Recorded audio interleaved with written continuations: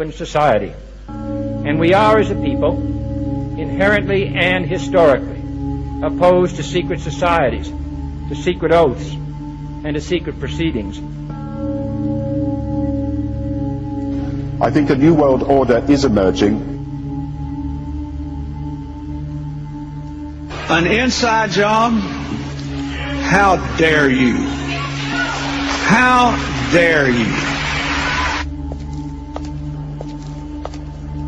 To create, so to say, mass-produced models of human beings arranged in some kind of a scientific caste system. We shall go on to the end. We shall fight with growing confidence and growing strength in the air. We shall never surrender.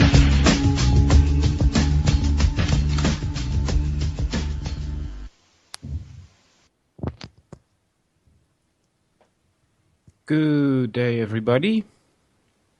This is UCY.tv with the Solvinur Event.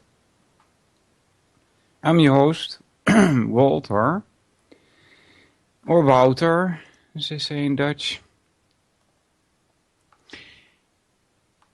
And today we're going to continue with Tragedy and Hope 101 by Joe Plummer. But before I do that, I want to say hi to everybody in the chat room. Let's see who's there. Captain Gringo and Grump, Joe Friday, Juana Taco, Matty's got the clues, Nuclear is good, is there. I suppose if you use thorium instead of the other stuff.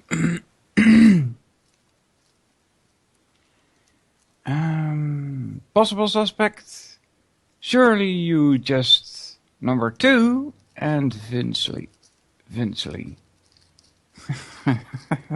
Yeah, I found a new name for you, Vinsley. Yeah. Welcome everybody. I hope you're doing alright. It's 10 a.m. Eastern Standard Time, 4 p.m. in the Netherlands, on the 7th of May 2016. Iota, welcome also. And also to Anons, apparently.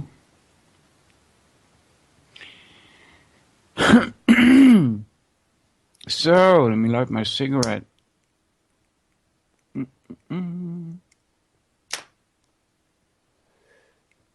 If you have any questions regarding any topic, please put them in the chat room, but capitalized so that I can spot them easier. And I'll try to do my best to answer any questions. There's many questions I don't have answers to. Yeah, probably more than I do have answers to, but anyway.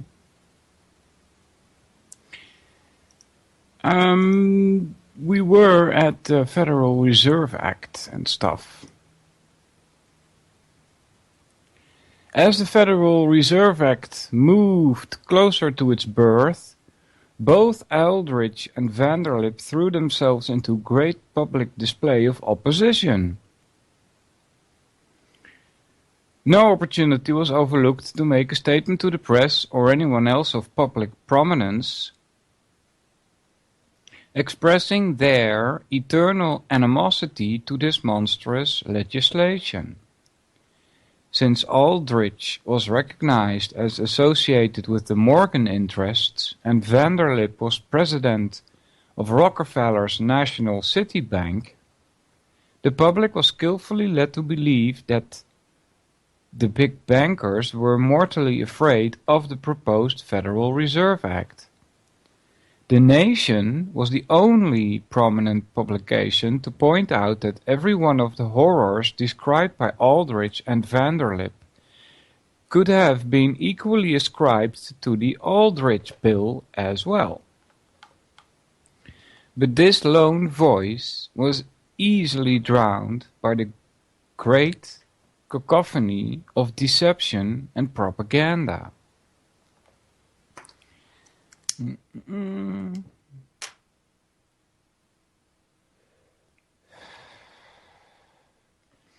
that's from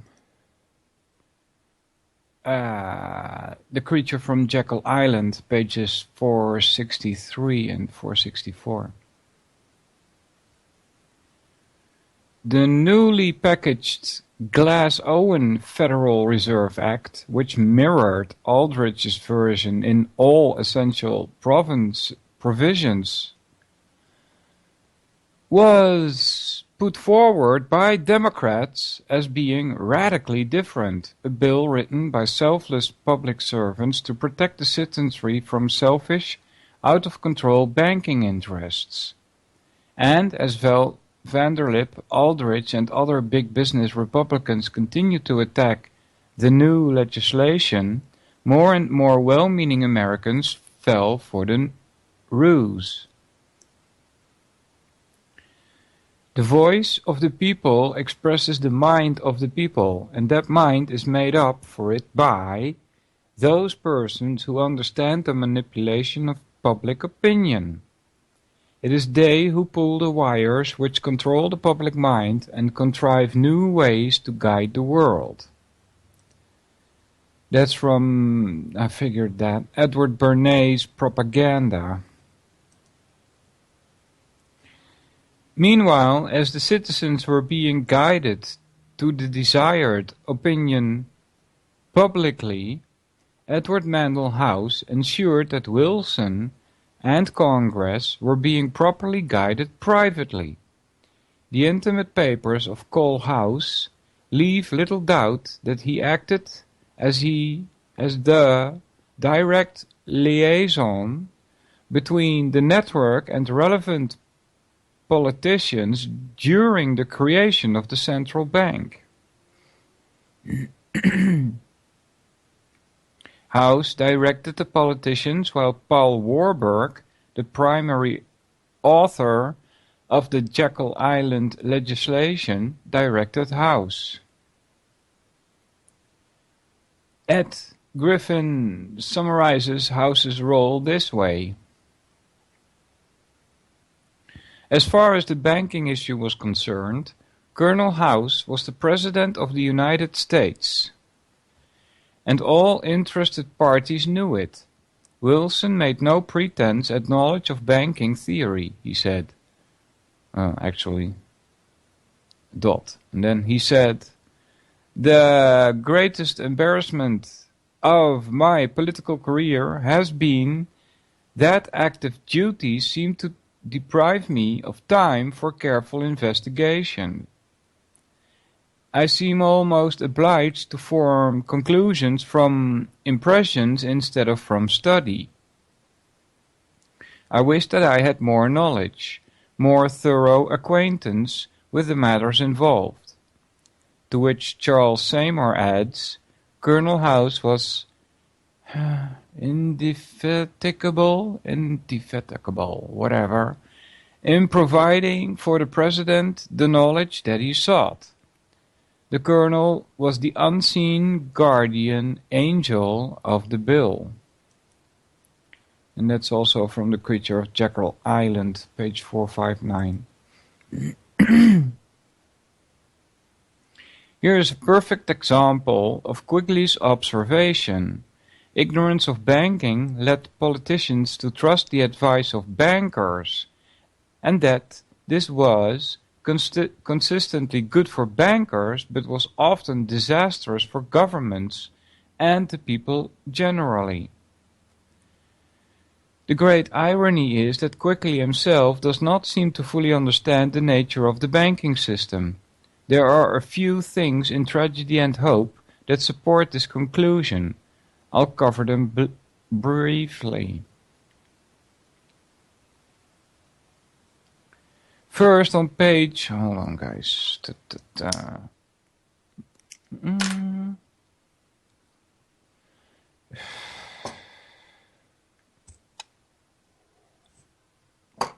First, on page 58, quickly presents what he calls a paradox of banking practice. Bankers prefer monetary deflation, a reduction in their money supply, because it increases both the value of the money that they control and the interest rates that they can charge borrowers. However, he states that they inevitably abandon the deflationary idea in favor of inflating the money supply, which they accomplished by issuing bank loans, because of their eagerness to lend money at interest. To Quigley's credit, page 58, yes. Hopper. What happened to page 57? It got skipped. We are on page 58.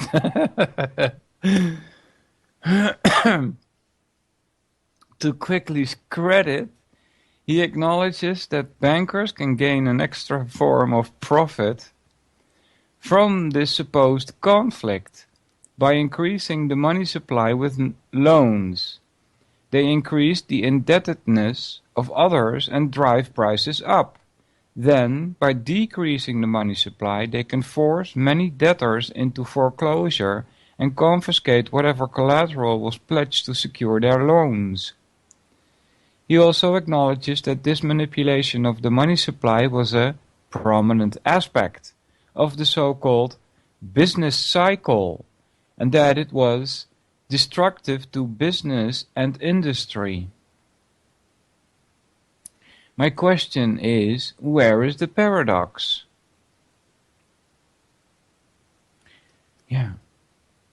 I asked my dad that when I've only told this once before, I believe. It might even been on Dutch radio when I started long ago.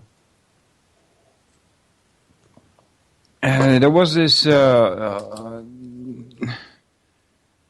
believe it was 1978 or something, or maybe somewhere around there. And there was all this talk about economic crisis. And I asked my dad, well, what's with these economic crises? How often do these appear? And he said, well, they go in cycles. I said, okay. So I understood that, and he showed me in this book this wave, like going up and down of economics over periods of hundreds of years. And he says, look, he says here, every 30 years there's a major collapse. It's normal, he says. And I'm thinking to myself, that's normal? That can't be, right? It's a system that's under control. If there's a cycle in there, then you know that there's something that's been manipulated. Right? And it's manipulated in such a way that it's more or less generational. Right? They don't do this too often, so to speak. And of course there are more of those kinds of cycles. 30 years is not the only one.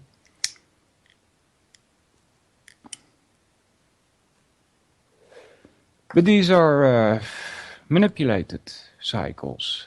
They don't happen by themselves. If it would happen by itself, you would expect a random effect, but you don't get that. They come in cycles. All right.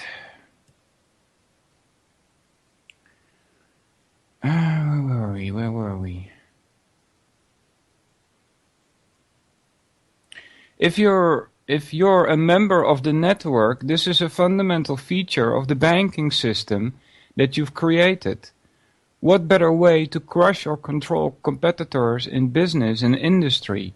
You not only enjoy the normal benefits of controlling loans, loaning only to those who yield control and withholding it from those who resist, but you also have a mechanism for trapping debtors and then seizing their assets. If you do decide to confiscate their collateral rather than bury the borrower in additional debt with additional strings attached, you've effectively gained ownership of a real asset with money that you created out of thin air. Remember, that's how our current banking system operates. When a network wants to issue a loan, it pulls a check from its magic checkbook, writes in the loan amount, and poof, the money for the loan is created on the spot. Quigley states that too much deflation could sometimes be disastrous for bankers because it forced the value of the collateral below the amount of the loans it secured. Sorry, but even this claim needs addressed. An unpaid principal loan of, say, $100,000 secured by an asset that sells for only $80,000 or less does not necessarily equal a loss for the bank. 32. And 32 says, as a simple example, consider an interest-only loan on $100,000 at 6% interest. At the end of 5 years, the debtor defaults and the asset is sold for only $80,000. In this case, it looks like the bank has lost money. The debtor still owed $100,000 and the bank only recovered $80,000 from the sale of the asset. However, if you factor in the interest payments that were made over 5 years, $30,000, you see that the bank actually walks away with a profit of $10,000. In rare instances, the bankers might actually lose some of the dollars that they created out of thin air for a loan. When that happens, those losses tend to be turned to profits via government bailouts. All right. Continuing. After I light my cigarette. And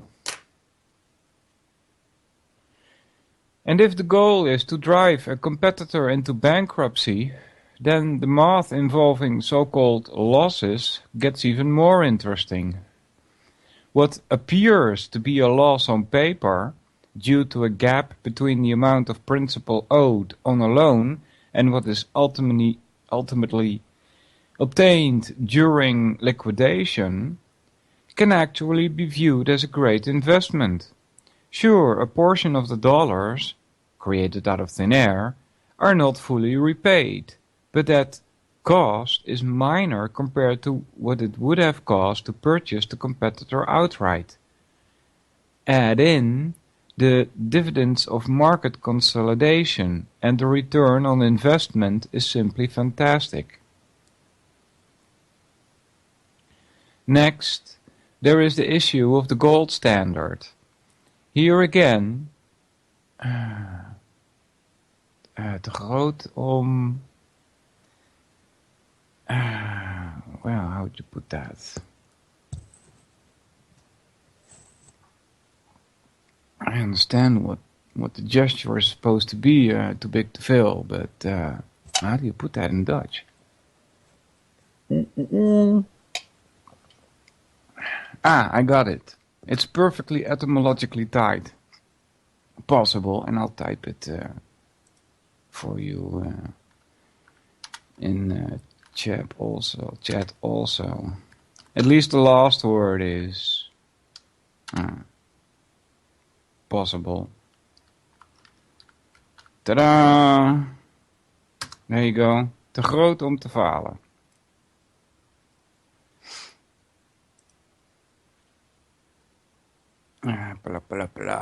Next, there is the issue of the gold standard.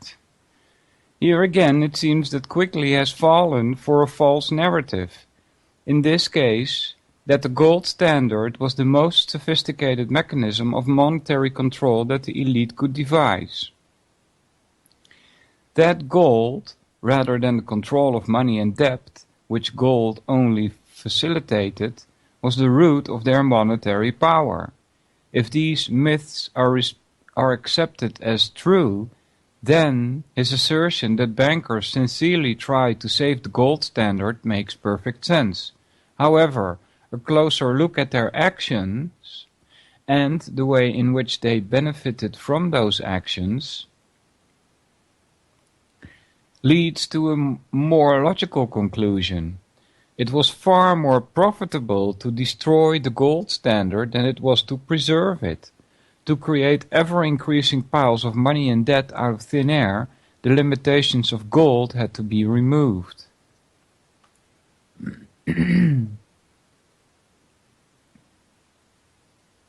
On pages 256 and 257 of Tragedy and Hope, Quigley nearly stumbles into the truth.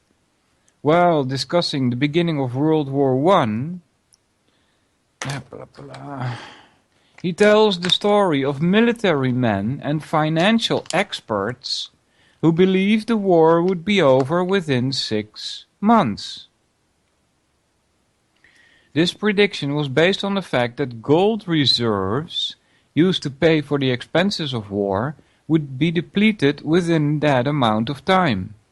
However, by suspending the gold standard, the duration of the war, along with the enormous debt and banker profits associated with it, grew far beyond anything that a gold standard would have supported.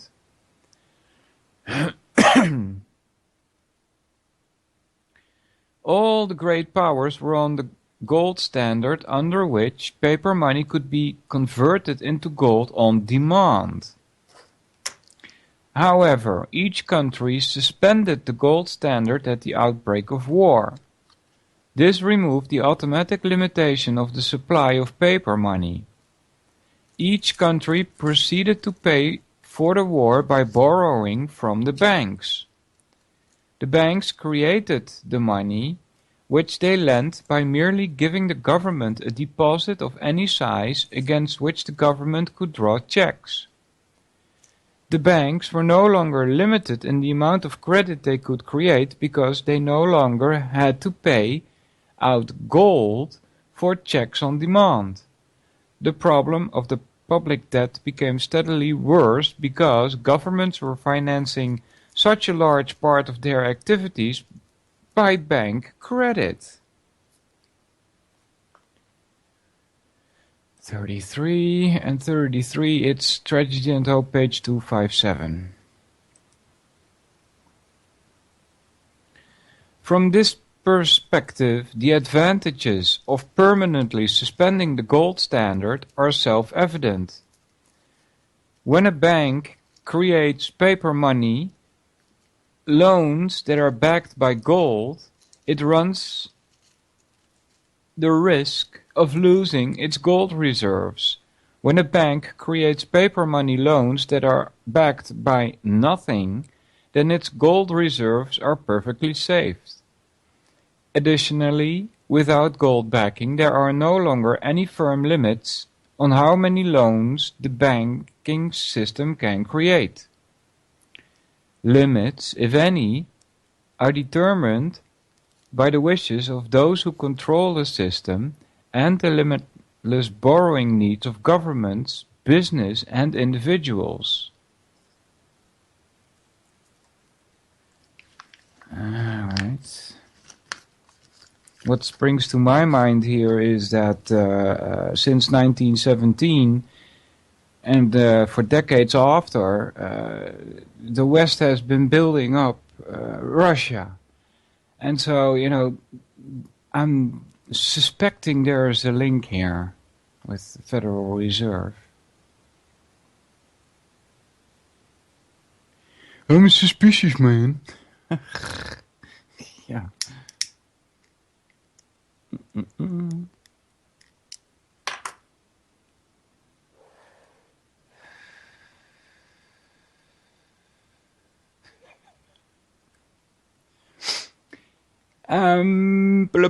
Last but not least, Quigley asserts multiple times that the reins of power passed from financial capitalism to monopoly capitalism with the destruction of the gold standard.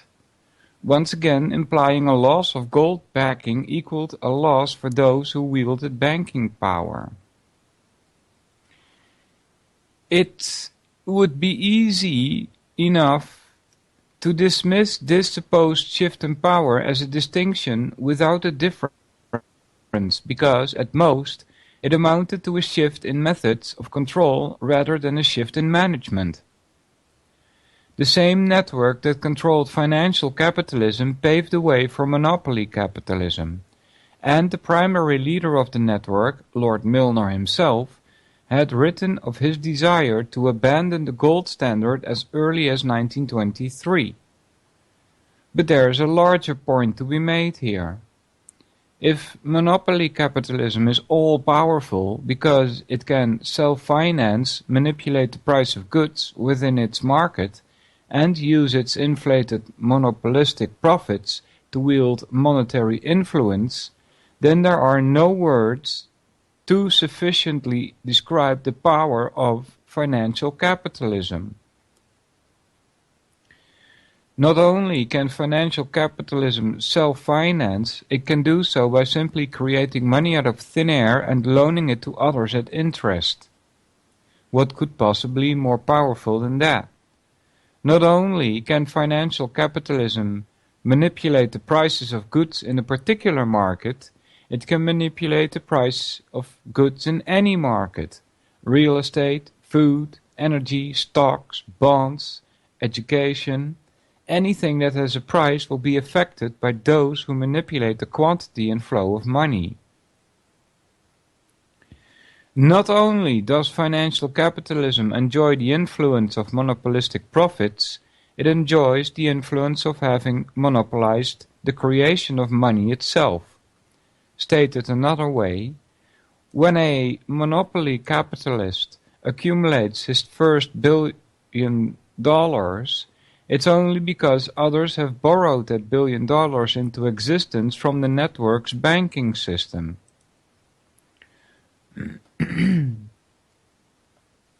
From 36 and 36 says, for more information on how money creation process works, see meetthesystem.org, chapter 8.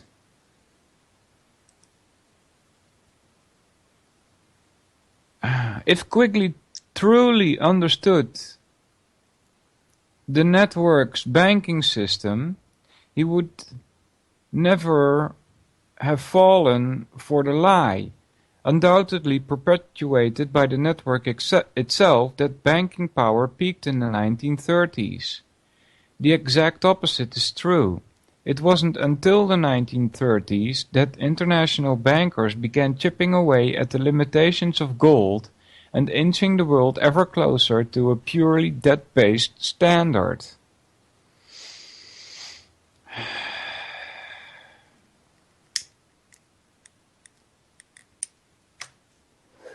Possible says that he's gonna take a class in Dutch or German.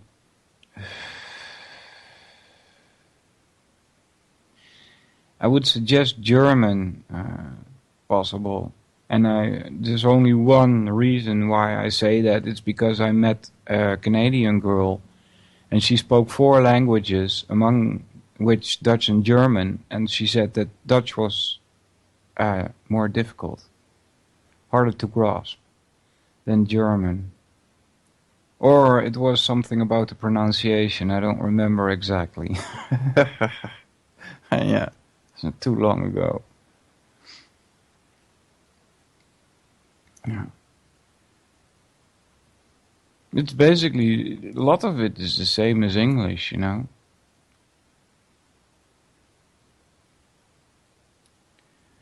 As powerful as the network's position was under the gold standard, it has increased immeasurably under their 100% debt-based standard.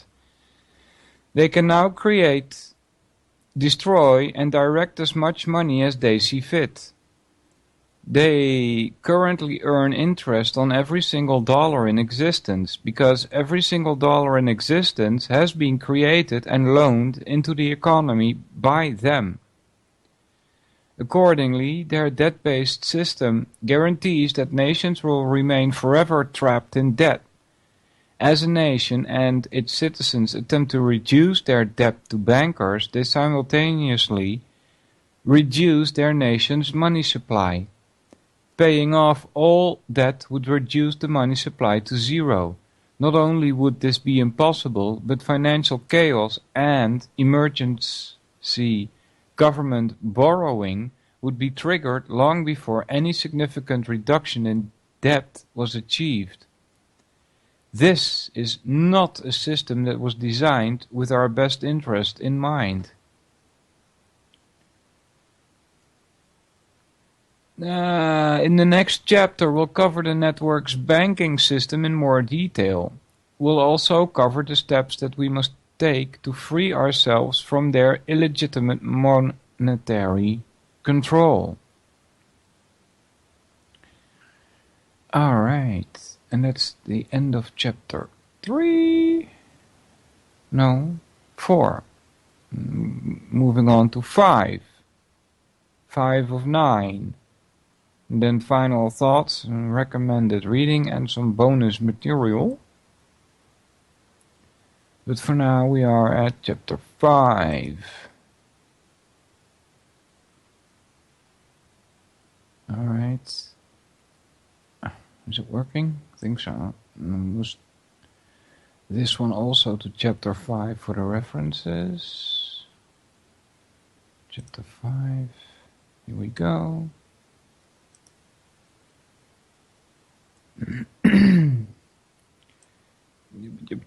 Hold on, I need to adjust the browser so I can actually read it. Chapter 5. And remember guys, get this at stopthelie.com. Stopthelie.com. You can also use a link that's called tragedyandhope.info. It will automatically get you where joeplummer.com is. I don't know if joeplummer.com also works, but that's the header here. At stopthelie.com. Put that in Facebook and shizzle everywhere. Chapter 5. The main problem, the main solution.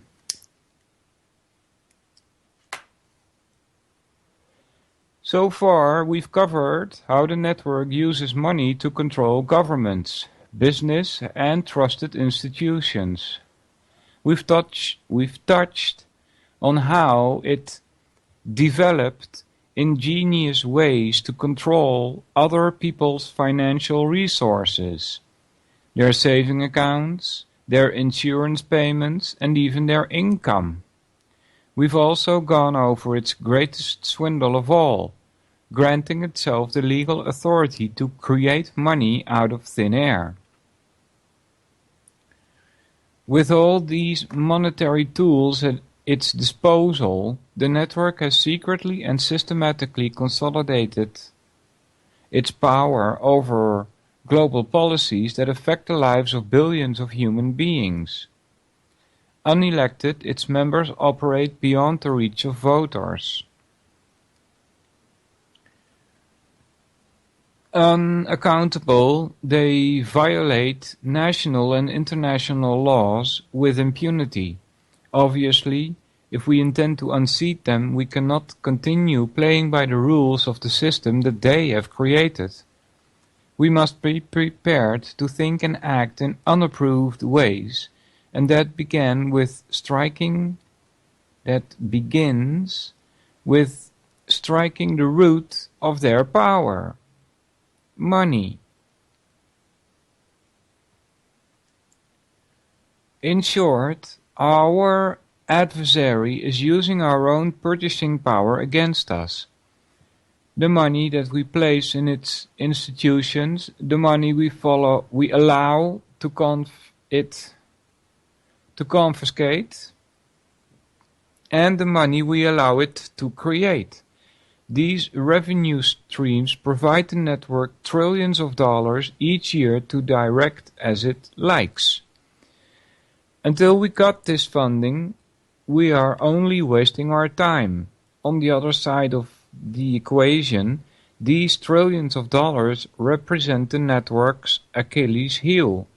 Without access to this money, it cannot continue to purchase the people and resources necessary to defend its dominant position. Their system is completely dependent on the purchasing power that we provide. Knowing this, the answer to our dilemma seems very simple. Reclaim our purchasing power and destroy their illegitimate system in the process. And truthfully, it really is that simple. But before getting into the obvious ways in which we can take back what is ours, there is one final twist in the story of monetary power. First, we must dig a little deeper into the story of money itself. Yeah. I'll give you a little bit of etymological background and thinking of money. You know, I am always about words, right? Words interest me very much. Their meaning and where do they come from? When is it first used?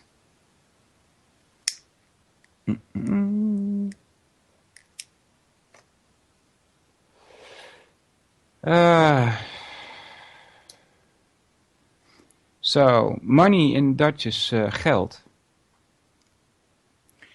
And I'll type that in the chat so people can actually check that and see what I mean. Alright, so that's money. Geld. If you change the E into an O, you get gold. Right?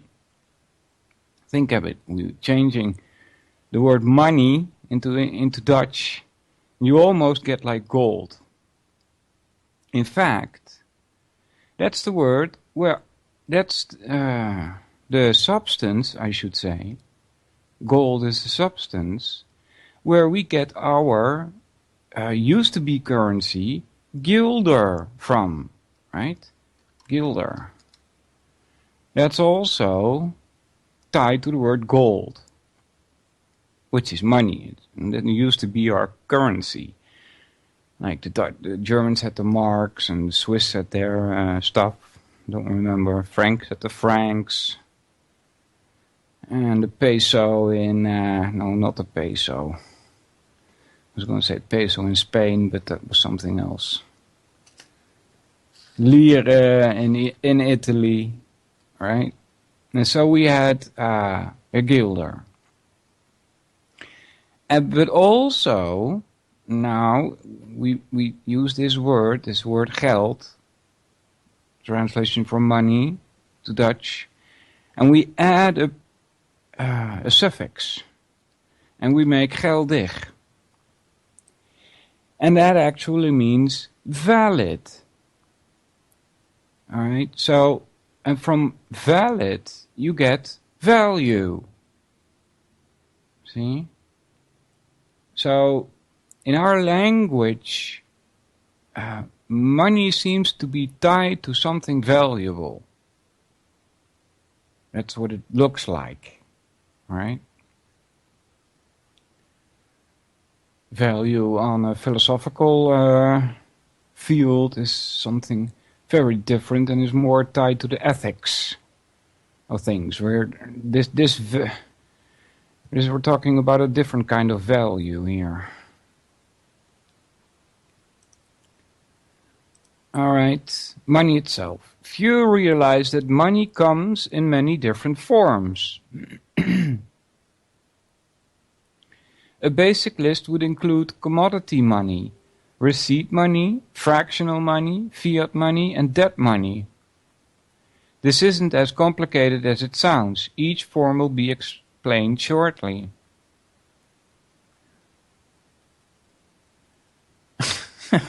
Lol, Matty.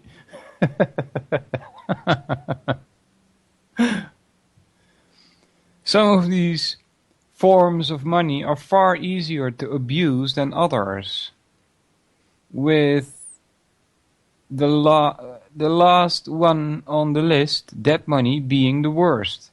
Debt money is actually designed to enslave those who use it. No surprise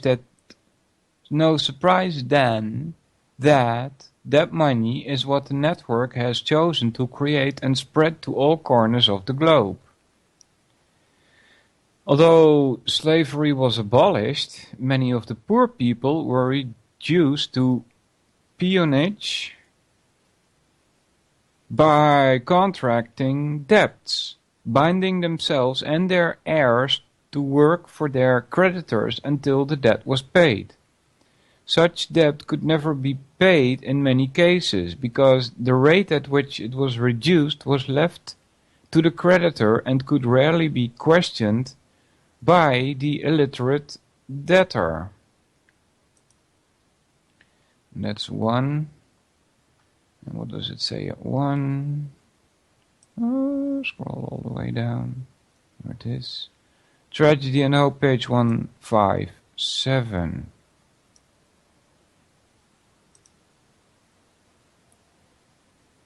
Come on, browser, switch the page.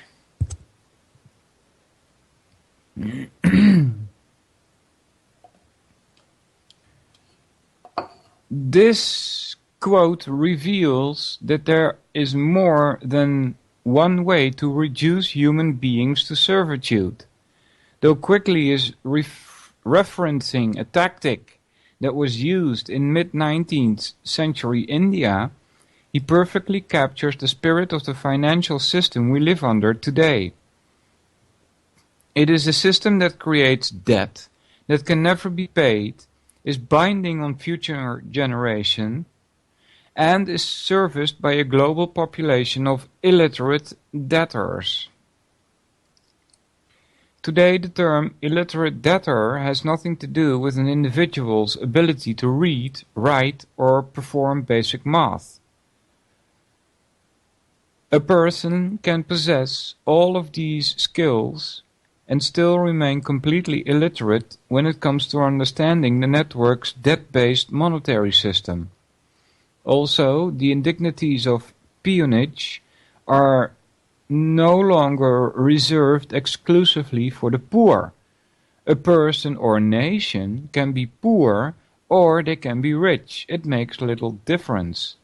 Those who create and control the debt money supply can manipulate the system and extract wealth from everyone who uses their currency. Not even those who are debt-free are safe. To the extent a person's income, savings and assets are debt money denominated, their purchasing power and accumulated wealth are at risk. Since most people dislike being ripped off and exploited, it is reasonable to assume that the only reason the masses tolerate this debt money system is because they do not understand how it works. That being the case, this chapter will attempt, in just a handful of pages, to end the financial illiteracy that the network absolutely depends on. Consider this a super abbreviated crash course on the topic, excerpted mainly from Dishonest Money, Financing the Road to Ruin.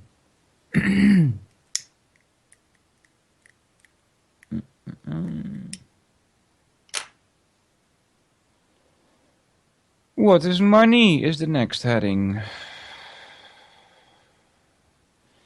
To accurately define what money is, we can simply hold up a US dollar or a Russian ruble or a Mexico peso and say, this is money. We're better off to start by defining the overall purpose of money. What does money do? Alright, so as a philosopher, my comment on this would be, If you ask what is money and you show me a dollar and a Russian ruble and a Mexican peso, I would say those are examples of money. But not what is, that doesn't answer the question, what is money, right? In the simplest terms, money enables us to purchase products and services from other people. Using this basic description, we might go on to say money can be anything that is widely accepted as payment for products and services. Having defined money in this way, it will be easier to explain the different forms of money and why some are far more honest than others. But first, let's quickly touch on what existed before money: barter. Prior to the creation of money, individuals used barter to trade with one another. Yeah. I'm not quite sure when the first coins were minted. Slain. Yeah. We say Dutch, we say slaan. Munten slaan. Coins. Minting, right? I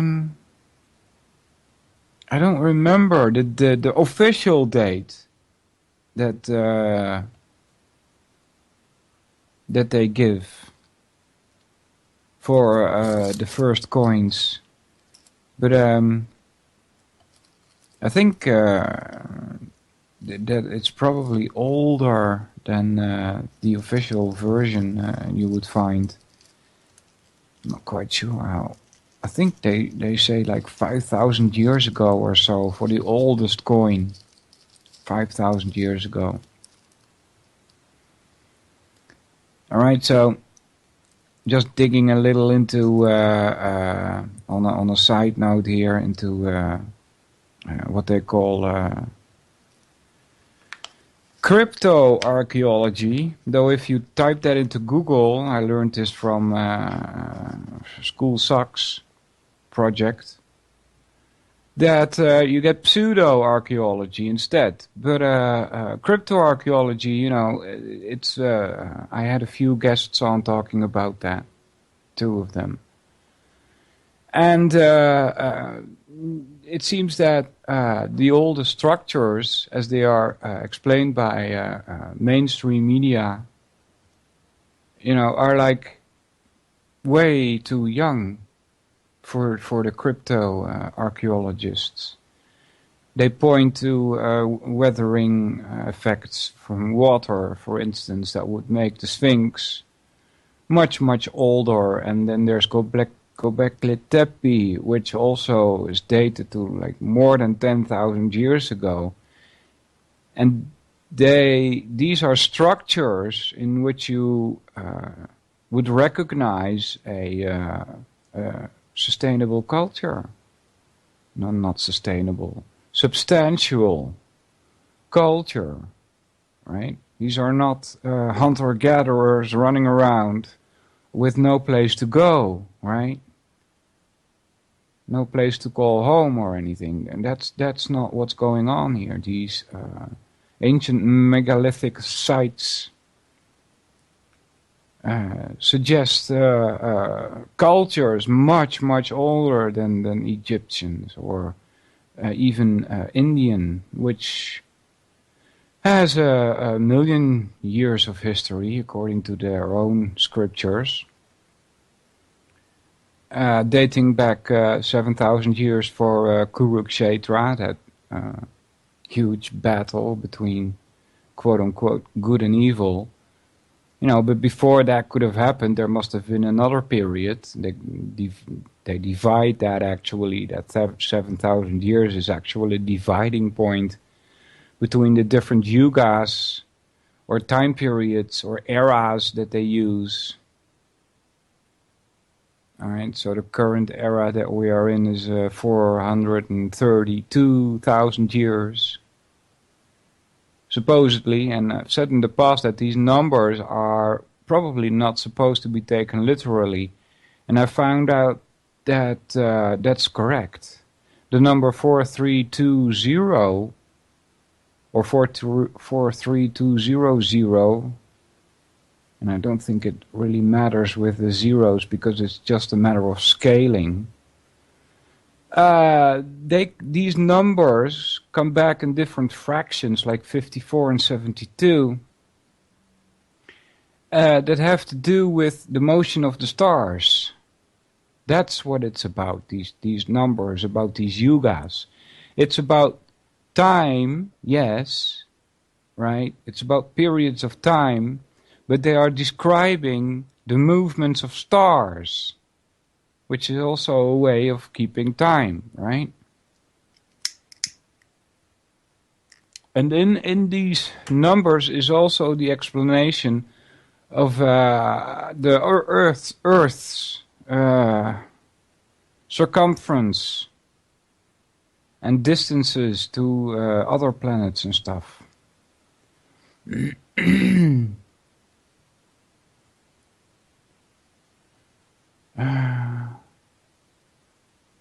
Let's see, where were we? Oh yeah, about barter, right? What came before money?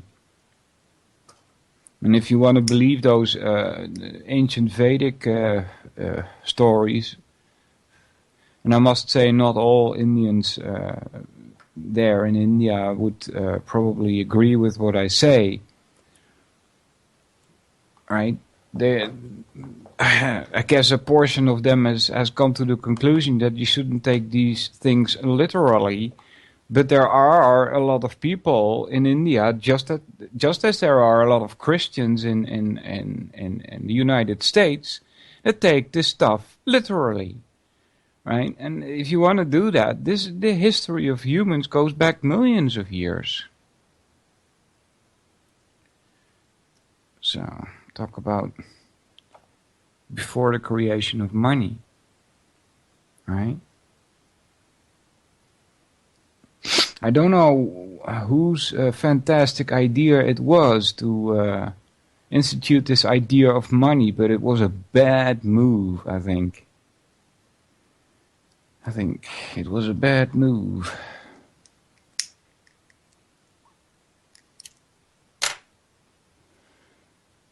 Though it's hard to come up with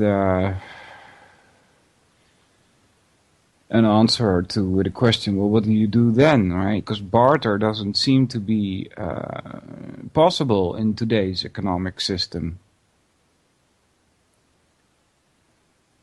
Prior to the creation of money, individuals used to barter to trade with one another. This simply means that they would purchase what they wanted with products or services rather than paying for it with money. As an example, assume your neighbor grows corn, has 100 extra pounds of it, and you would like some. If you grow tomatoes, it's possible that your neighbor will allow you to buy some of his corn using your tomatoes instead of money. Or maybe he'll allow you to provide a service of some sort in exchange for his corn. Perhaps you're good at building storage sheds and he needs help building one.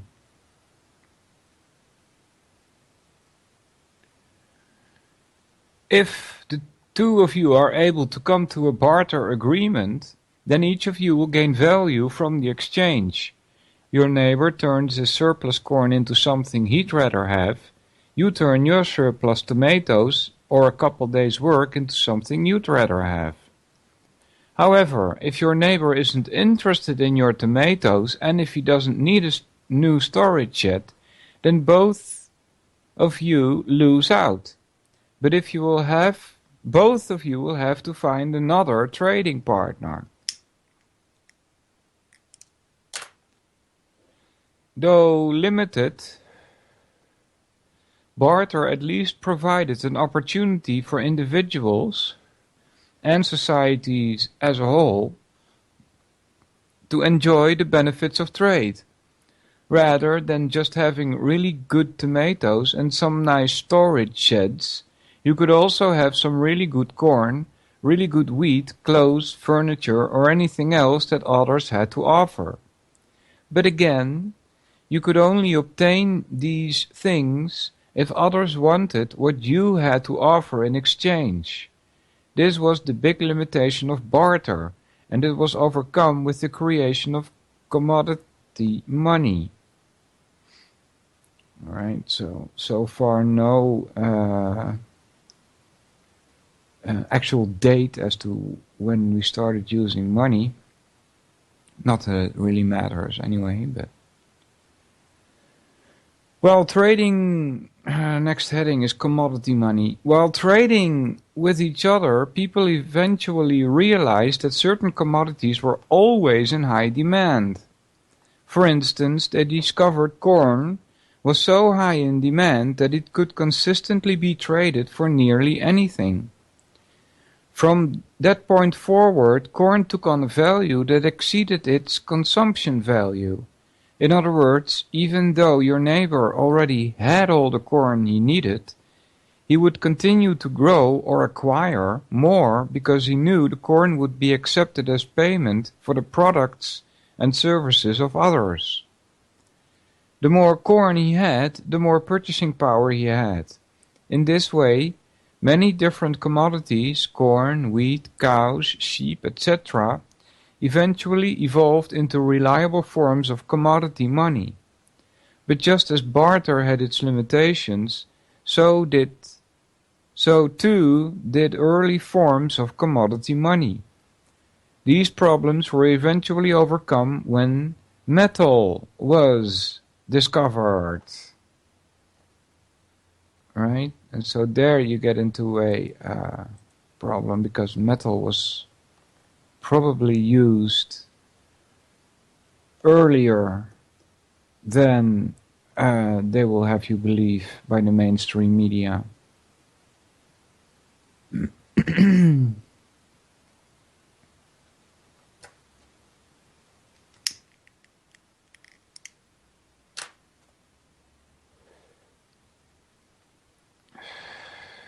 Unlike livestock, metal didn't need to be fed, watered, and cleaned up after.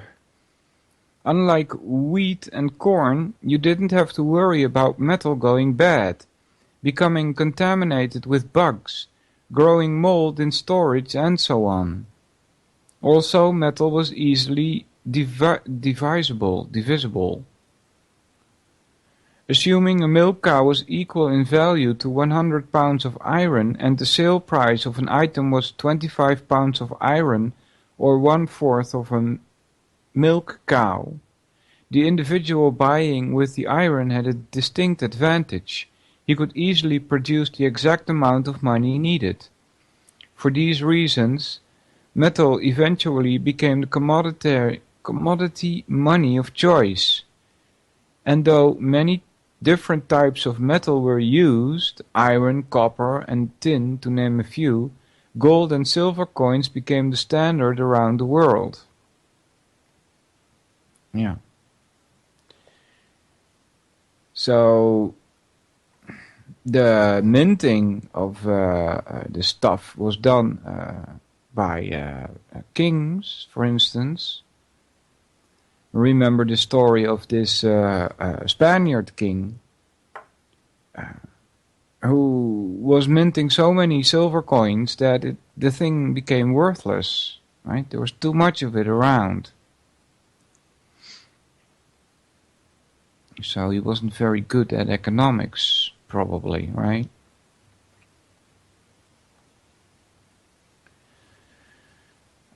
Different types of metal were used. Iron, you see here. You would think it would rust away.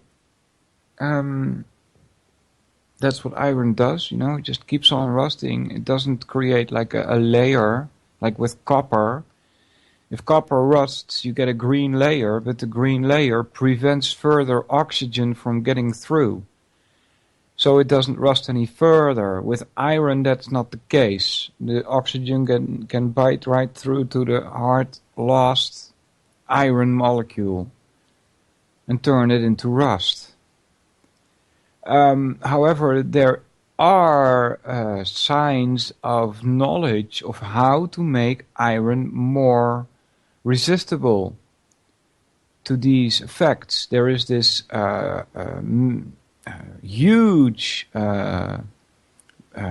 obelisk-like statue or whatever it is, somewhere around in Iran or Iraq, somewhere there. And this thing is made of iron, as they say, right? And it's still standing there, right? It hasn't rusted away over thousands and thousands of years.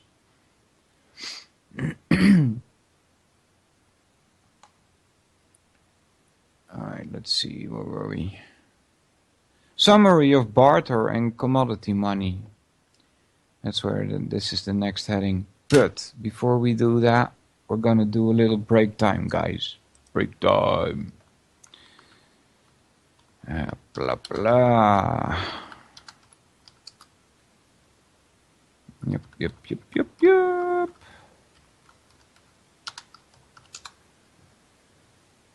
Let's see, this is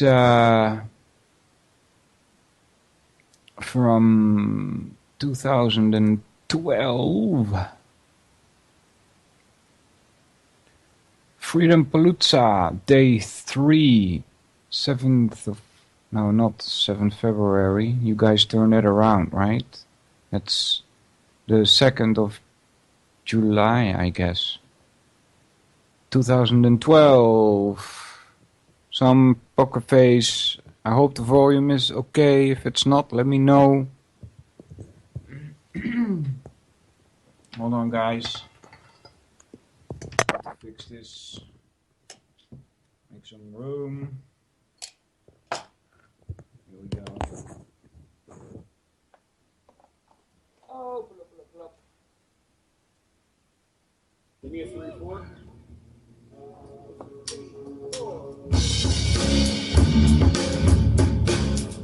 This is a public service announcement.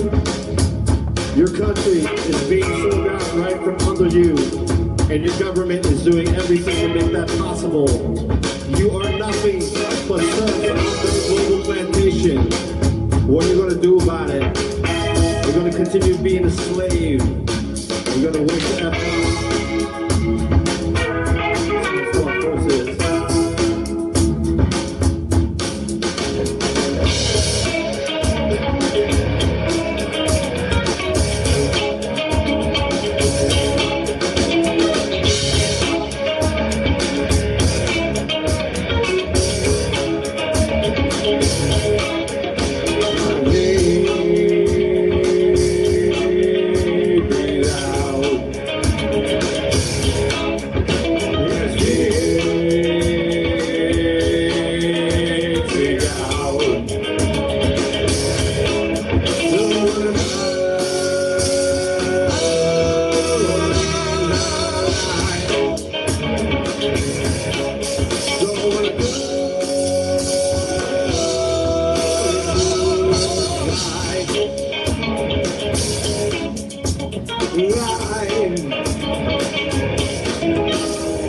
See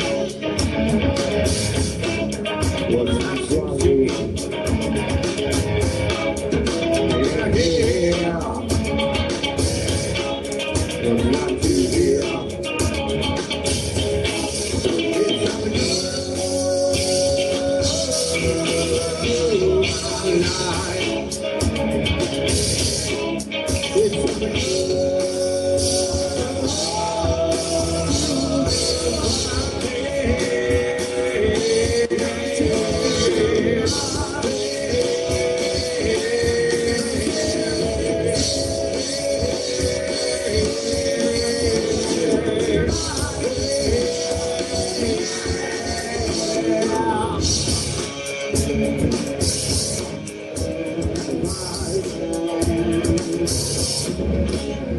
I speak of you swallow.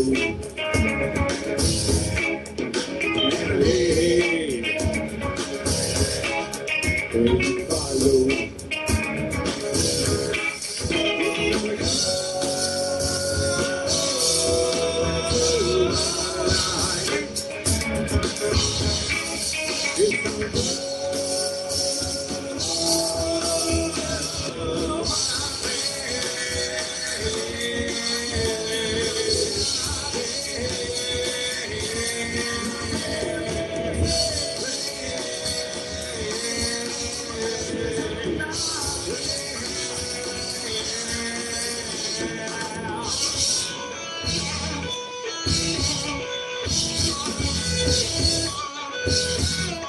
We got children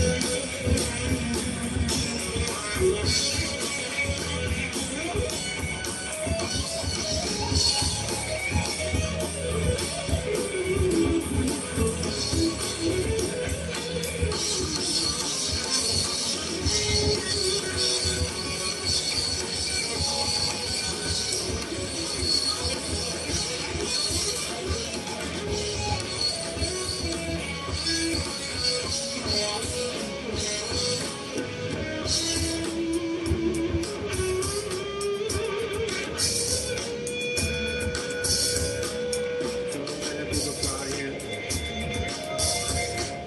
so many people lying. So many people lying.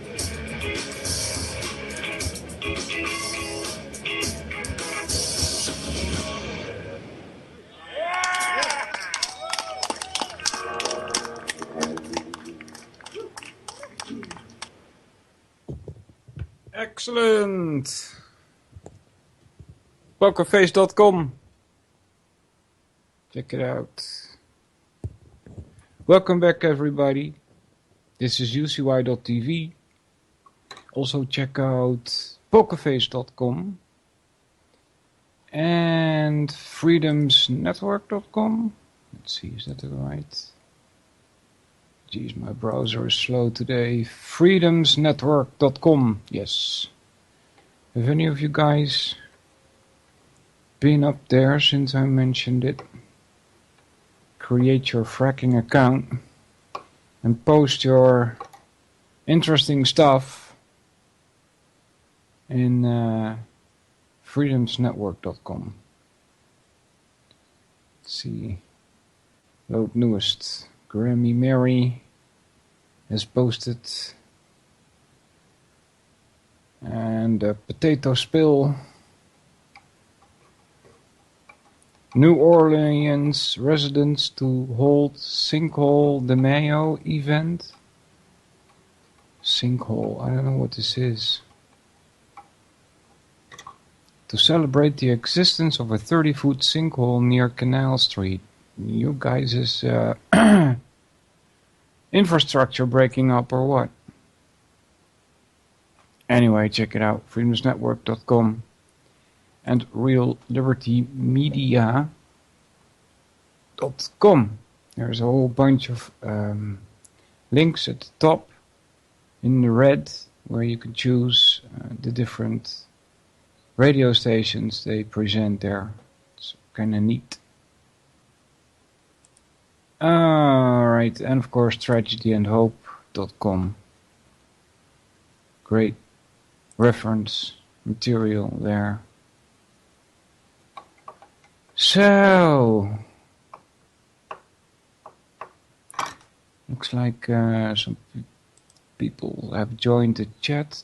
Dan, Hopper, Jules, Tomato, Ufde, welcome. We are at Joseph Plummer, stopthelie.com, Tragedy and Hope 101, made easy. So, got me a cup of tea. For the next hour, a summary of barter and commodity money. Both commodity money and barter share a couple of desirable attributes. The first attribute is transparency. If I want to trade my goat for some of your corn, I'll have to bring my goat and you'll have to bring some corn. The odds of either of us walking away with something else in our pocket, like a cricket, are pretty slim. Likewise, if I offer to buy something from you with a gold eagle US coin, I must hand over a gold eagle. There is little chance that you will be duped into accepting a far less valuable silver eagle as payment for your item. The second desirable attribute is the intrinsic value of the items traded. There are significant natural barriers that limit the production of commodities, and, as such, their intrinsic value is transferred to anyone who acquires them. The person who acquires corn does not have to grow and harvest the corn himself. The person who earns a gold coin does not have to dig the gold out of the ground, fashion it into a coin, and convince others of its authenticity. Nobody can simply create gold, corn, or a goat with the flick of a pen. For this reason, these items will always possess the intrinsic value of the labor and the other costs that produce them.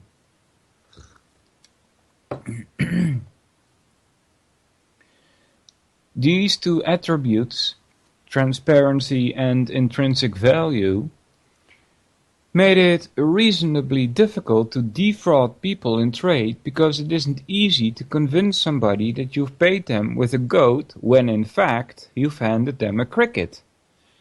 But just as barter led to the invention of commodity money, and commodity money eventually evolved into metal coins made from gold and silver, the inconveniences of gold and silver coins eventually led to the creation of a new form of money, and with it the ability to easily defraud people. The ability to create money with the flick of a pen was born. Receipt money is the next heading. Gold and silver coins were a much improved form of commodity money, but they still had some drawbacks. For instance, if you were even moderately wealthy, finding a place to safely store your coins was difficult. Also, if you wanted to make a large purchase, or simply wanted to move a significant amount of money from one place to another, the weight of gold and silver coins made it challenging and nearly impossible to conceal. Just $1,600 in a silver coin economy would have weighed approximately 100 pounds. As before, these two problems were eventually solved. This time the solution came from goldsmiths. Goldsmiths already handled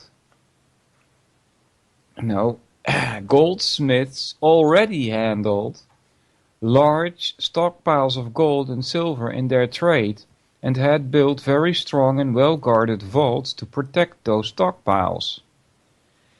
This made solving the first problem, safe storage of gold and silver, a no-brainer.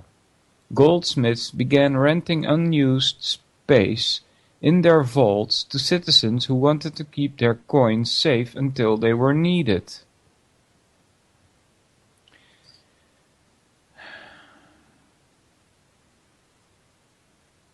Yeah. I'm not so sure about that. I'm not so sure about this goldsmith story. Goldsmiths began renting unused space in their vaults to citizens who wanted to keep their coins safe until they were needed. Alright? Citizens, coins. We're not talking about rich people here, as far as I can tell. And that was what the problem was for, right? Rich people. They couldn't handle carrying so much gold. That was the problem, right? This doesn't make sense. The goldsmith was happy to collect a fee from each depositor, and the depositors were happy to know that their money was in good hands. Interestingly enough, the safe storage solution ended up solving the weight problem of using coins in trade as well. When a citizen came in to deposit their coins for storage, the goldsmith would hand the depositor a paper receipt as proof of their deposit. So if a customer deposited $1,000 in gold coins, they were given a receipt or receipts valued at 1,000 worth of gold. 1,000 gold. 1,000 coins. People were walking around with 1,000 coins in those days. Seriously? This is not some customer, if I'm not mistaken. Could be me, I could be possibly wrong, right? But if so, let me know. These receipts were marked payable on demand. Right, so of course, the number here, 1,000, is totally arbitrary. Right? If you could come with one coin of gold and get a receipt for that, but why would you do that, right? Why would you get a paper receipt for a gold coin that you could spend also? Does that make sense?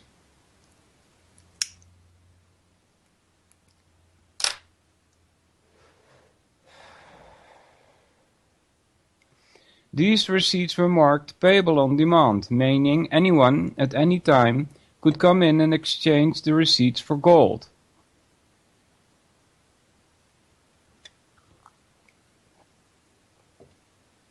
Because the receipts were literally as good as gold, citizens began accepting them as payments for products and services.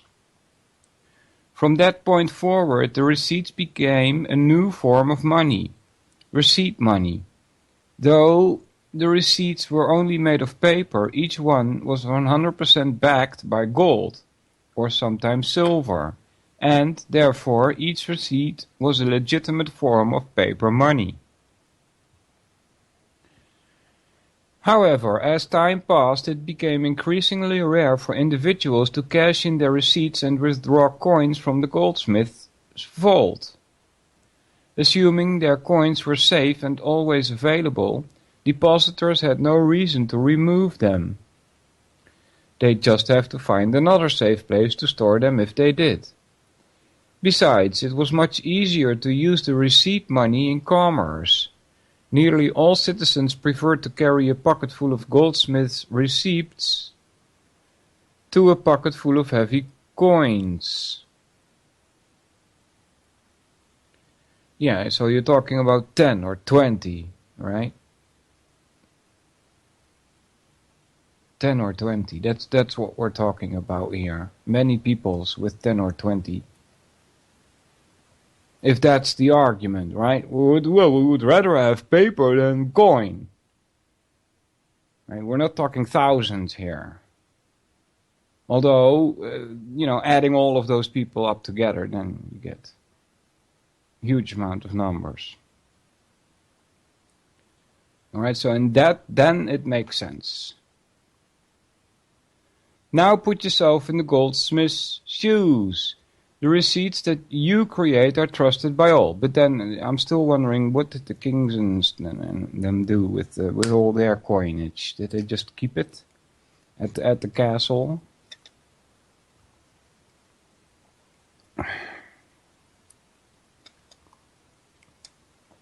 And I'm not quite too sure about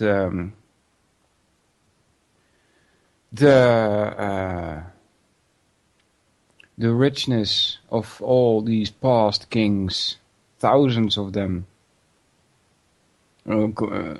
around the world. Their richness, as I said, right? The Spanish king that just kept minting silver coins. And then one day he finds out that he can't get anything for his silver coins anymore because there's too much of them floating around, right?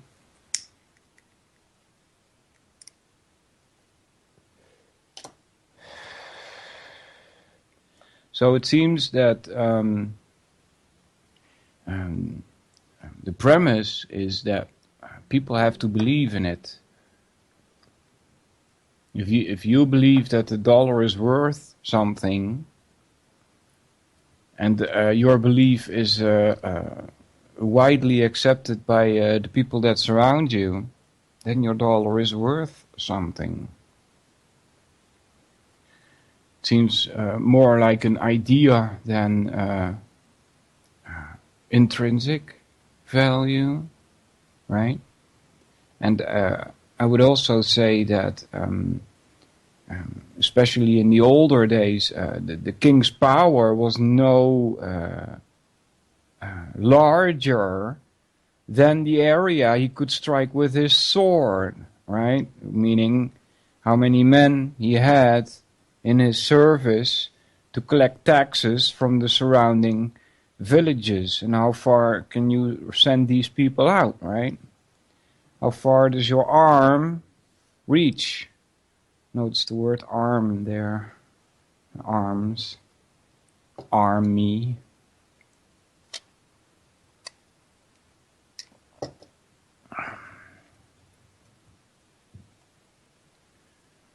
Fractional money is next.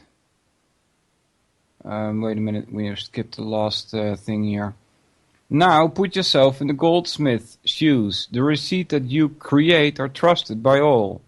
They are literally considered as good as gold and are accepted as payment for products and services, just the same as if a person paid with a gold or silver coin. Although you do not possess the power to create gold and silver coins with a flick of a pen, you do possess the power to create receipts that are every bit as valuable in trade. What do?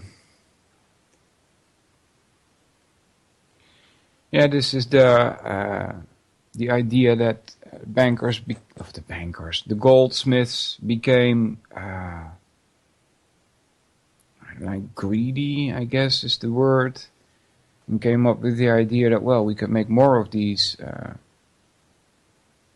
printed pieces of paper, then we actually have gold to back it up, right? So unfortunately there's no dates or names with this.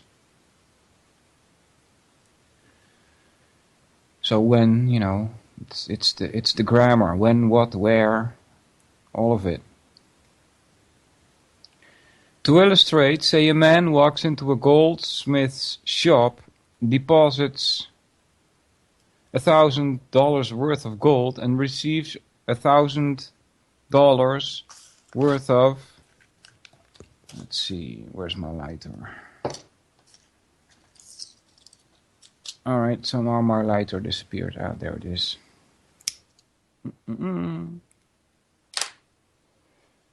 To illustrate, say a man walks into the goldsmith's shop, deposits $1,000 worth of gold, $1,000 worth of gold, receives $1,000 worth of receipts in exchange. No problem there. An hour later, another man comes into the goldsmith's shop, but he doesn't want to make a deposit, he wants to borrow $1,000. The goldsmith agrees to the loan and issues the borrower $1,000 worth of new receipts, which are created on the spot. There is now $2,000 worth of receipts, but only $1,000 worth of gold in the vault. Right? That's an illustration. Now we need the facts, the data. Who, where, when, where.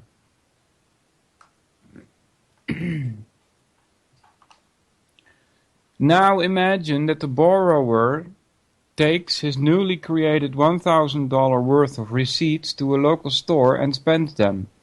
And say the store owner decides he'd rather have the actual gold coins instead of the paper. So he takes the receipts to the goldsmith, cashing them in for coins, and goes on his way. Everyone is happy to this point, but what happens if an hour later the man who made the original $1,000 coin deposit shows up to withdraw his coins? Too bad for him, his gold walked out the door an hour earlier when the loaned receipt, created without a corresponding deposit, were cashed in. This is a highly simplified example, but it illustrates the problem that emerged with the creation of paper receipt money. It opened the door to fraud. What began as a legitimate form of paper money, backed 100% by coins held in reserve, eventually turned into fractional money. And as the goldsmith printed more and more receipts, the fraction of coins backing those receipts became less and less. Before long, citizens were unknowingly accepting receipts backed by only half of the receipt's printed value, a quarter of its printed value, a tenth of its printed value. When people finally figured out what was going on, they rushed to exchange their receipts for the coins that rightfully belonged to them. Of course, only the first few in line were able to withdraw their gold and silver. All the rest were left holding worthless paper. Fiat money.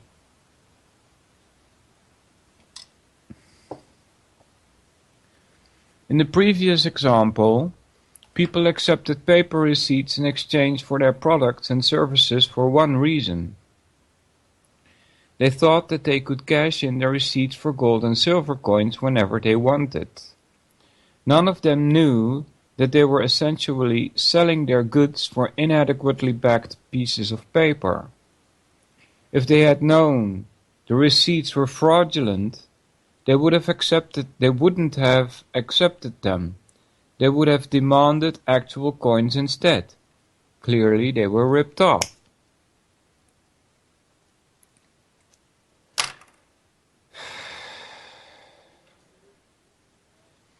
Again, in an economy that uses only commodity money, as opposed to paper money, it is very difficult to rip people off because the actual commodity must be surrendered at the time of purchase. The trade is transparent, but in the aforementioned receipt money economy, only the assumption of transparency exists. Yes, the receipt might actually be legitimate. It might represent an underlying commodity that physically exists and does not belong to anyone else. However, it might also be illegitimate. You might sell an ounce of gold for a more convenient receipt that's marked 1 ounce of gold, only to find out later that your receipt can't be redeemed for anything. If this happens, it's very clear who won and who lost in the exchange. What thief wouldn't want to trade worthless receipts for as many ounces of gold as he could get?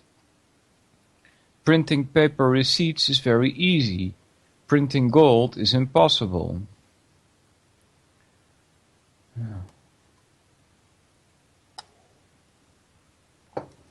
This reminds us of what money is supposed to be, something that enables us to purchase the products and services of others. The only reason we are willing to work for money is because we believe the money we earn will serve this purpose. Nobody interested in earning money would exchange their time and effort for pieces of paper that they knew to be worthless. Therefore, if somebody wants to use paper money to steal from others, the most obvious way is to mislead them into believing that the money has value. However, fiat money provides another way to steal: good old-fashioned government force. Encarta defines fiat money as paper money that a government declares to be legal tender, although it is not based on or convertible into coins. Another way to put that would be fiat money is paper money backed by nothing, and the government's forces people to accept it via legal tender laws. It's basically the goldsmith counterfeit receipt on steroids, whereas the goldsmiths had to conceal the fact that he was fraudulently printing money to enrich and empower himself. Fiat money enables a group like the network to openly print money and force it down people's throats. They simply use their lawmaking ability to legalize the scam. Whether by fraud or by fiat, the power to print money is the power to steal whatever money can buy. Fiat money is more egregious because, unlike fraud, it is backed by force and can be used to openly confiscate purchasing power on an enormous scale.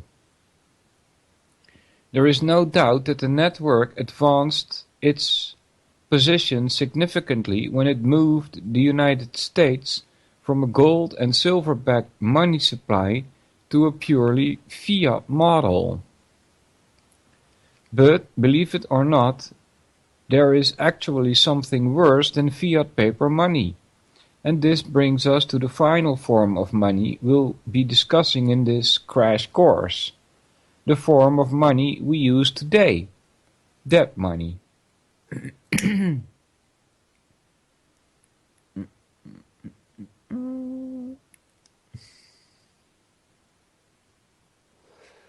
Hold on, guys.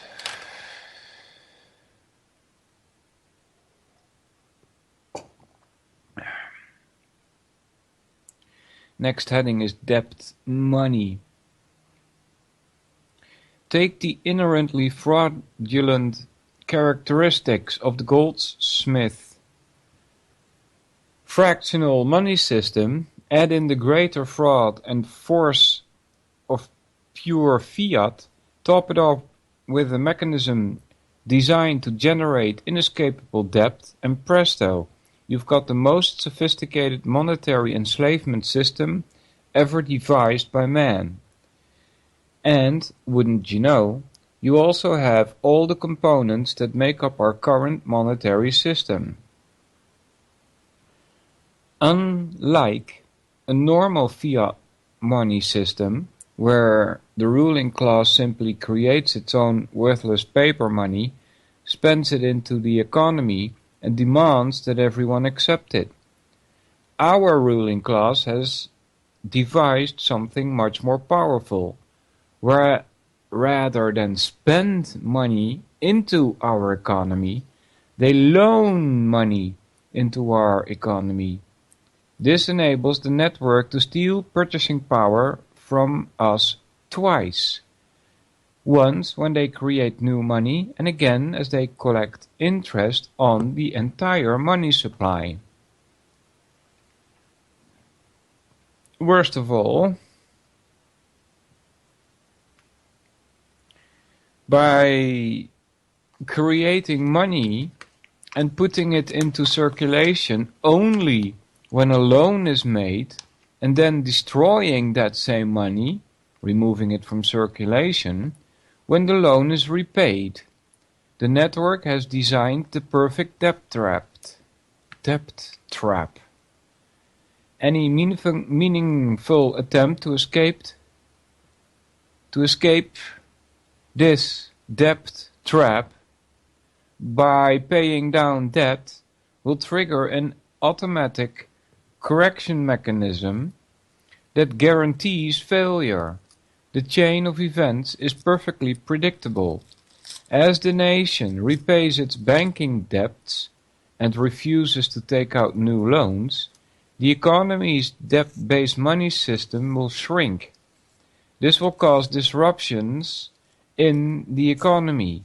Initially, the disruptions will be minor, but they will inevitably become intolerable if the new money isn't injected via new loans. Imagine the consequences of a 10% reduction in the nation's money supply. Now imagine a 40% reduction, a 60-80% reduction. Theoretically, if new loans are not issued to reverse the automatic correction mechanism that the network has built into the system, and if all available funds continue to be applied toward extinguishing network-created debt, then the debt-based money supply must eventually fall to zero. Robert Hemphill was the credit manager of the Federal Reserve Bank in Atlanta. In the foreword to a book by Irving Fisher entitled 100% Money, Hemphill said this.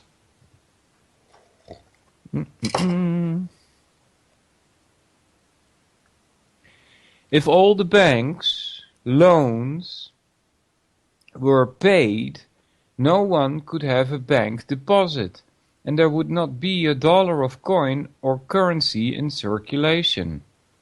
This is a staggering thought. We are completely dependent on the commercial banks. Someone has to borrow every dollar we have. If the banks create ample synthetic money, we are prosperous. If not, we starve. We are absolutely without a permanent money system. When one gets a complete grasp of the picture, the tragic absurdity of our hopeless situation is almost incredible. But there it is. And that's 3 and 3 says, this is from the creature from Jekyll Island, page 188. Needless to say, the economic and political powers that flows from this system is nothing short of obscene. Therefore, it's easy to understand why the network built this system like a prison. Playing by their rules, we cannot escape. We can never repay the debt that is owed. And just like the debt slaves of 19th century India, this inescapable debt is binding on our children, and our children's children, and so on forever.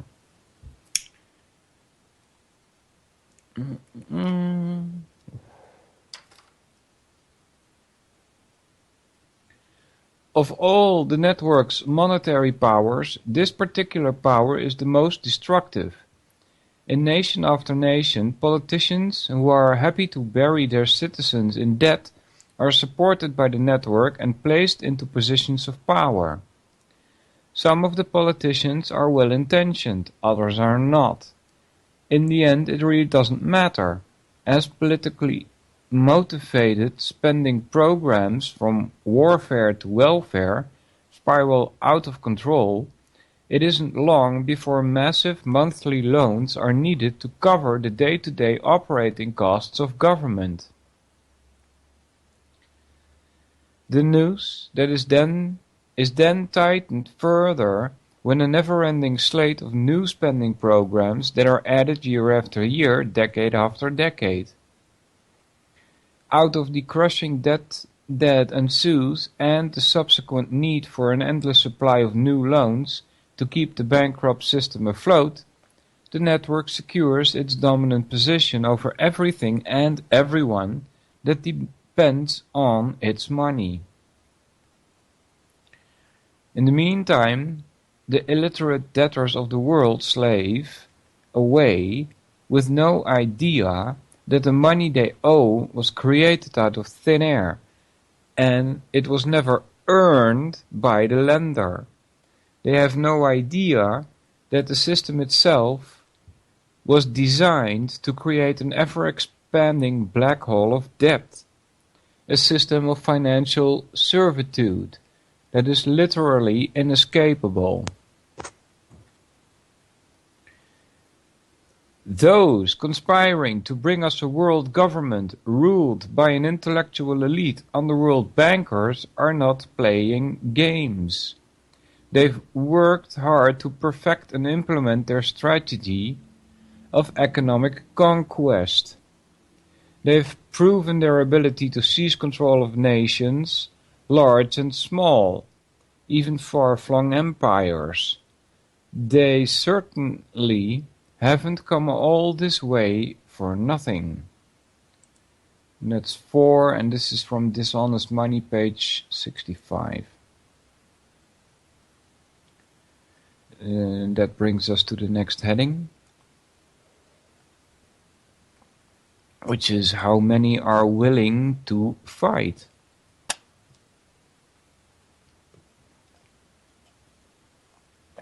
So,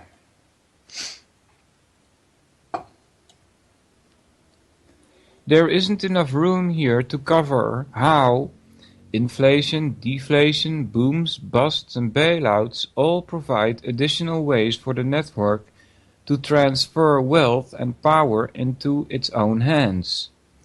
For now, it's enough to reiterate the opening claim of this chapter. Money is the root of the network's power.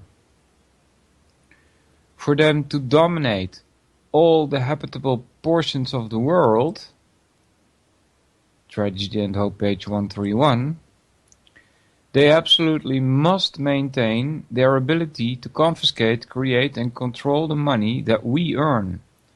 And since they will never surrender these monetary weapons willingly, our only choice is to forcibly disarm them.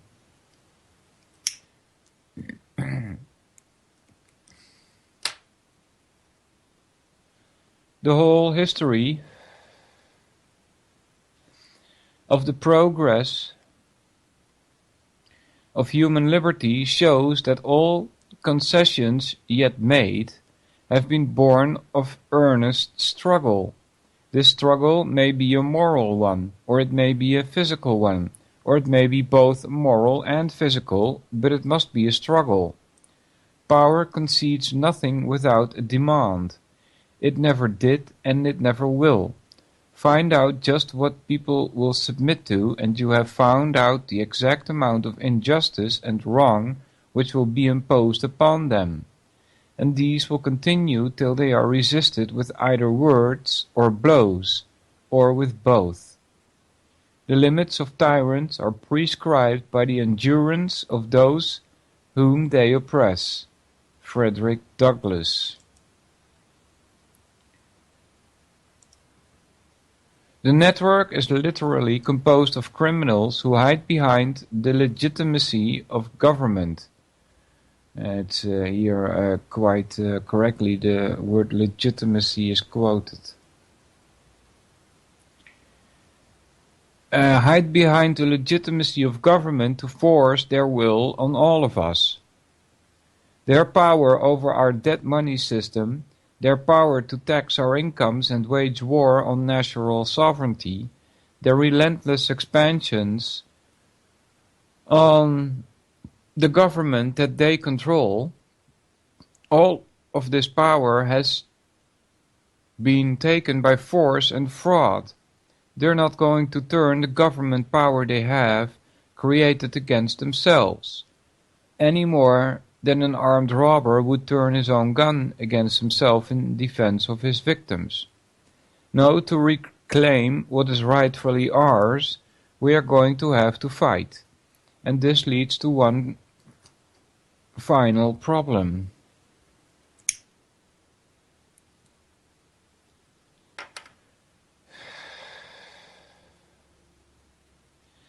Time and time again, history has shown that the predator class will do whatever is necessary to gain and keep the reins of power. In fact, those who subscribe to the concept of survival of the fittest would almost certainly argue in the network's defense. Its members have studied rulers of the past, improved upon ancient techniques of propaganda and mass manipulation, and have thus earned the right to rule. Following this logic, the same survival of the fittest crowd would argue that the masses belong exactly where they are, beneath the ruling class. Without the willful ignorance, indifference, and timidity of the subjugated, our rulers simply could not exist. It is a symbiotic relationship, one of parasite and host. Society's refusal to even acknowledge, let alone remove, the bulging tick that stuck to its forehead is akin to consent. This being the case, why shouldn't the network continue gorging itself? Does this position blame the victims? Perhaps, but sometimes the victims deserve a little blame. The typical voter has chosen to accept a fairly obvious lie, that the government is an instrument of the people, that it is subject to the will of the governed, and nobody, inside or outside of government, is above the law. To these voters, the idea of a highly organized shadow government operating at the direct expense of the governed is laughed off without investigation. They might passionately believe that Republicans are corrupt and only the Democrats can save them, or that the Democrats are corrupt and only Republicans can save them. But they have yet to recognize the deeper truth. Neither Republican nor Democrats are ever going to save them. Both sides are funded and maintained by the same ruling class to create the illusion of choice. To really drive this point home, let's revisit a few earlier quotes. First from Carol Quigley.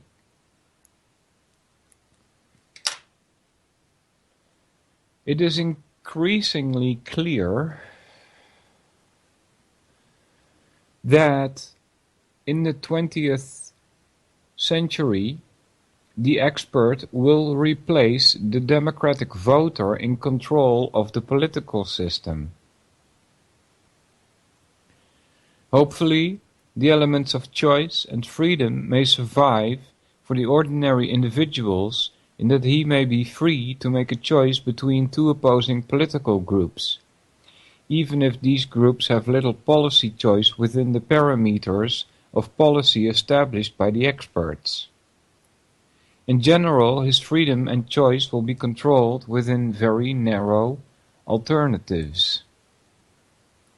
That's from Tragedy and Hope, page 866. And again, our expert on scientific manipulation, Bertrand Russell, takes the concept of hidden power a step further. The experts will not only target the electorate for manipulation, they will target the elected as well. The government, being an oligarchy, may invent ingenious ways of concealing its own power, leaving the forms of democracy intact and allowing the plutocrats or politicians to imagine that they are cleverly controlling these forms. Whatever the outward forms may be, all real power will come to be concentrated in the hands of those who understand the art of scientific manipulation. That's from The Scientific Outlook, page 175.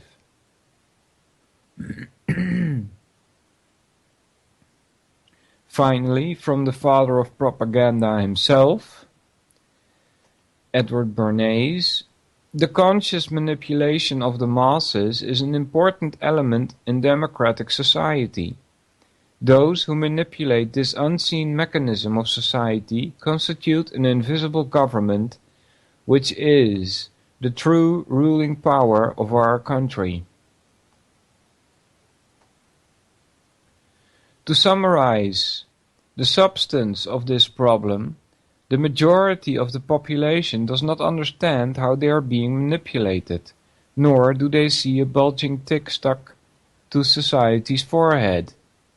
They see only the image of government that the true ruling power wants them to see. And if they continue turning exclusively to the same ruling power for all of their information, their perception will never change. That's why, if we want as many fighters as possible, we're going to have to speak up. We're going to have to counter the conscious manipulation of the masses. And that leads to the next heading, solutions, where to begin. This short section of the book will be the easiest to write. That's because there isn't anything particularly complicated about how to free ourselves from financial and political servitude. It's 9, and at 9 it says, I wish I could say the same about preventing the recurrence of the exact same problem under a new group of ruling elite, but that's another story for a later time.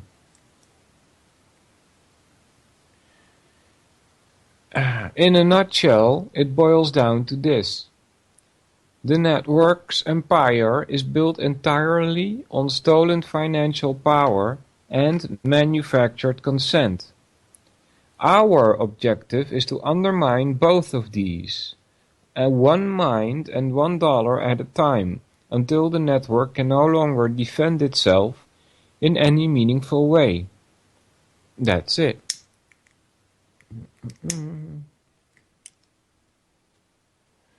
Now, the question becomes, what are the steps we should take to achieve this objective? Although there are many options, implementation of the following will absolutely devastate the network's power. 1. Raise awareness. Expose their illegitimacy. This is not only the easiest step, it's arguably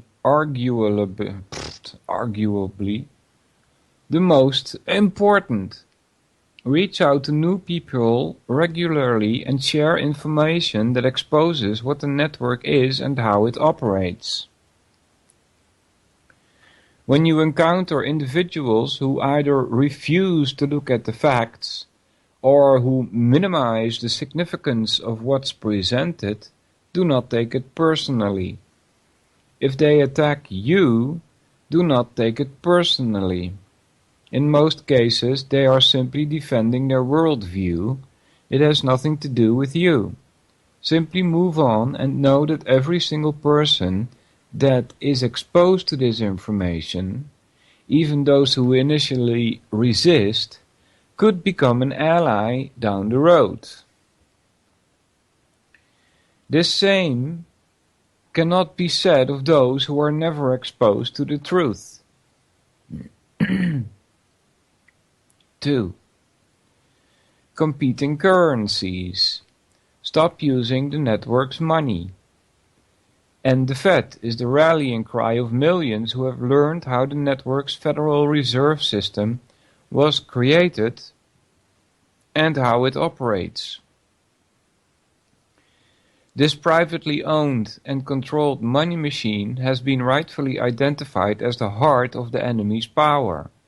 To truly disarm the network, we first must end its ability to create and control our money supply. This can be done, but it won't be easy. The good news is that anti-Fed sentiment is growing every day. The bad news is that the network is already manipulating this sentiment, steering well-intentioned critics towards nationalizing the Fed. But nationalizing the Fed will not end its ability to create and control our money supply. In fact, this is the same tactic the network used with the Central Bank of England when demands to end its private ownership reached a fevered pitch. Though nationalization did end outright private ownership of the bank, it did little to affect the network's control. And then 10, it says at 10, even quickly noted upon the nationalization of the Bank of England that the same powers that dominated the bank prior to nationalization, strangely enough, still have retained some of this, despite the nationalization of the bank by the Labour government in 1946. This is at Tragedy and Hope, page 500. For an idea of how nationalization of the Fed would unfold in the United States, flash back to how the Federal Reserve System was created in the first place, in response to public demands for financial reform covered in Chapter 4. The visible US government will spring into action to, quote-unquote, protect the people from out-of-control bankers, and it will accomplish the exact opposite in the process. Our best move against the network's control of our money supply is to begin developing and using competing currencies, money that literally competes with the network's fraudulent debt money that circulates in the economy. This move accomplishes two important functions. One, it cuts the network out of the equation when we buy and sell from another, and two, it protects us in the event of a network-initiated run on the dollar. 12, and at 12 it says, the network wants to eventually replace the dollar with a one-world currency, to force the United States and other nations who depend on the dollar into the new currency. It will likely cause a dollar panic and then put the new currency forward as a temporary emergency solution to get trade moving again. The greater the financial and social chaos, the less likely any nation will have the power to resist. However, if there are already other viable currencies in place that can facilitate trade without major disruption to the economy, there will be no need for the citizens of the world to accept an expanded debt-dominated slave money system. Alright, so does this explain why the Dutch bank has initiated steps towards the creation of DNB coin? It's like a Bitcoin, but then different, right?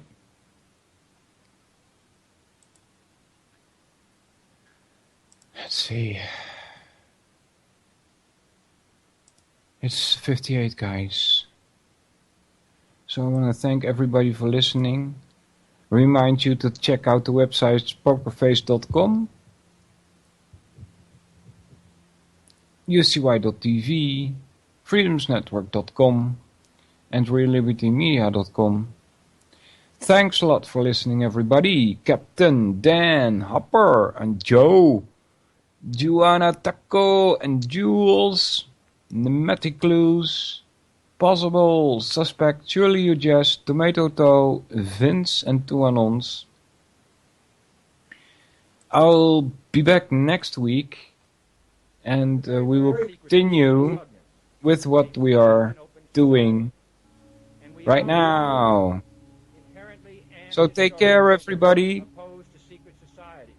See you next time. I think a new world order is emerging. An inside job? How dare you? How dare you? To create, so to say, mass-produced models of human beings arranged in some kind of